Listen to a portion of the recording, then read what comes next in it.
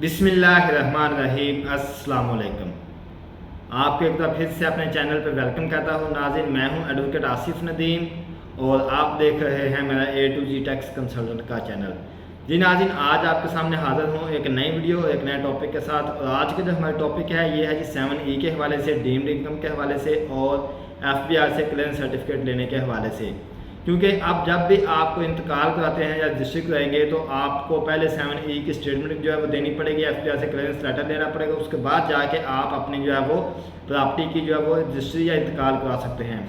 आज हम इसी के बारे में बात करेंगे। चलें नाज़रीन, स्टार्ट करते हैं। आपने अगर अभी तक मेरा चैनल सब्सक्राइब नहीं किया, जल्दी से चैनल को सब्सक्राइब करें और बेल आइकन दबाएँ ताकि जैसे नई वीडियो अपलोड हो तो आप तक उसका नोटिफिकेशन पहुँच सके।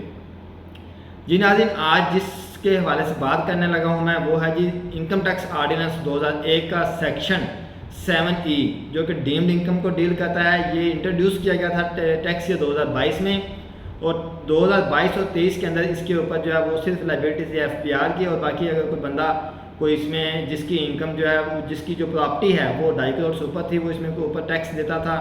तो इसमें मतलब इतनी कोई रिस्ट्रिक्शंस नहीं थी। अब टैक्स ये 2023 और 24 जो है इसके अंदर गवर्नमेंट ऑफ पाकिस्तान और FBR ने एक रूल बना दिया है कि अब जब भी आप अपनी कोई प्रॉपर्टी सेल करेंगे, आप अपनी प्रॉपर्टी की कोई भी रजिस्ट्री कराएंगे या इंतकाल कराएंगे तो आपको पहले FBR से 7E की क्लियरेंस सर्टिफिकेट लेना पड़ेगा। 7E का जो स्टेटमेंट जो है वो आपको शो करनी पड़ेगी।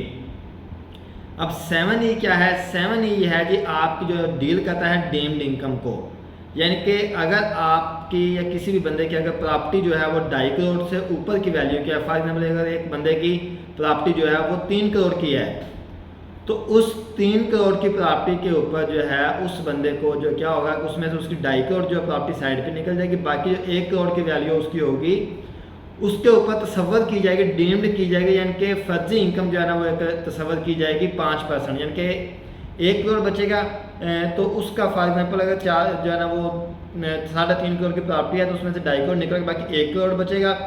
अब उस 1 करोड़ की जो वैल्यू है उसके ऊपर 5% जो है फर्जी इनकम तस्वर की जाएगी और उस 5% इनकम जो होगी उसका फिर 20% गवर्नमेंट को पे किया जाएगा। देन आपको क्लियरेंस सर्टिफिकेट मिलेगा। ये आप जब भी आप रजिस्ट्री कराएंगे या इंतकाल कराएंगे तो ये अब जिम्मेदारी दी गई है जी तहसीलदार को कि उन्होंने ये टैक्स कलेक्ट करना है टैक्स पेयर से, प्रॉपर्टी सेलर से या बायर से, और फिर उन्होंने गवर्नमेंट को ये जमा करवाना है। जब मतलब ये उनकी रिस्पॉन्सिबिलिटी बन गया है कि उन्होंने NOC के बगैर अब रजिस्ट्री या इंतकाल पास नहीं करना।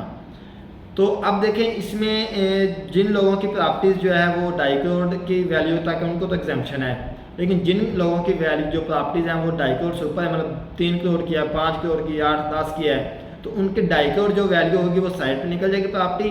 बाकी जितनी वैल्यू होगी उसके ऊपर उनको 5% फर्जी इनकम का 20% टैक्स पे करना पड़ेगा गवर्नमेंट को। फॉर एग्जांपल अगर मैं एक बात करूं कि किसी एक बंदे की जो है वो प्रॉपर्टी है जी 3 करोड़ की, ठीक है, उसमें से 2.5 करोड़ निकल जाएगा, बाकी बचेगा उसका 50 लाख। तो 50 लाख के ऊपर उस बंदे को क्या करना पड़ेगा? पहले उसकी 5% इनकम तस्वर होगी, ठीक है, फिर उस इनकम का जो है वो 20% जो है वो उसको टैक्स पे करना पड़ जाएगा। तो इस तरह जो है ना उसको तकरीबन कोई 1 लाख या कोई एस्टिमेट कोई 1 लाख, 1.5 लाख, 2 लाख, मतलब जितना भी टैक्स बनेगा वो उसको पे करना पड़ेगा गवर्नमेंट को। जब वो टैक्स पे करेगा उसके बाद जाके उसका जो है वो इंतकाल जो है वो रजिस्ट्री पे अप्रूव होगी, वो उसका प्रोसेस आगे चलेगा। इसके साथ साथ आपको 7E का टैक्स पहले पे करना पड़ेगा। अगर आप सेलर हैं तो फिर आपकी जो है रजिस्ट्री या इंतकाल जो है वो प्रोसेस मुकम्मल होगा। अब ये जो 7E है इसकी अगर मैं बात करूँ तो कि इसमें एग्जाम्पशन किन लोगों को है, कौन लोग हैं जो इससे एग्जेम्प्टेड हैं? तो इसमें सबसे पहले तो वो लोग एग्जेम्प्टेड हैं जिनके पास 2 प्रॉपर्टीज़ हैं, चाहे उनकी वैल्यू जो है वो 3 करोड़ है या 4 करोड़ है, उसमें से एक प्रॉपर्टी वो उनके पर्सनल जो है यूज़ में है, दूसरी प्रॉपर्टी के ऊपर वो अपना बिजनेस कर रहे हैं तो उन लोगों को टैक्स नहीं लगेगा क्योंकि वो अपना वहाँ पर बिजनेस कर रहे हैं। या इसके अलावा वो लोग जिनके जो फार्म हाउस हैं या एग्रीकल्चर लैंड है और उस लैंड की मालियत जो है वो 25-30 करोड़ जितनी भी है उसके ऊपर टैक्स नहीं लगेगा। अगर वो बंदा वहाँ पे खुद खेती बाड़ी कर रहा है, वहाँ पे खुद एग्रीकल्चर जो है ना वो उसको ज़मीन को जो है यूज़ कर रहा है तो फिर भी उसको उसके ऊपर टैक्स नहीं लगेगा। अगर कोई शुहदा की फैमिली में से हैं और उनकी जो है ना मैंने बोला शुहदा हैं जो उनकी जो वारसान है पीछे, उनके पास अगर कोई प्रॉपर्टी या जिसकी वैल्यू इससे 2.5 करोड़ से ऊपर है तो उनको भी नहीं लगेगा। कोई बेवा है तो उनको भी इसका वो जो टैक्स है वो पे नहीं करना पड़ेगा। अब अगर एक बंदे की प्रॉपर्टीज 2 या 3 हैं, उनमें से क्या होगा, उनकी वैल्यू 2.5 करोड़ से ऊपर है तो उनमें से क्या होगा कि एक जो प्रॉपर्टी है उनकी वो निकल जाएगी, 2.5 करोड़ की जो निकल जाएगी उनके पर्सनल यूज़ में। बाकी जितनी अमाउंट होगी, जितनी प्रॉपर्टीज होंगी, उनके ऊपर उसको 5% फर्जी इनकम का 20% टैक्स पे करना पड़ेगा गवर्नमेंट को। तो ये एक नया कानून लागू किया गया है 7E। इसको इस तरह बहुत जो है ना वो सख्ती के साथ अप्लाई किया जा रहा है, क्योंकि इसके बगैर जो आपका रजिस्ट्री या इंतकाल जो है वो अप्रूव नहीं हो रहा। तो कोशिश करें कि अपने रजिस्ट्री या इंतकाल से पहले आप अपना इस स्टेटमेंट को क्लियर कराएं।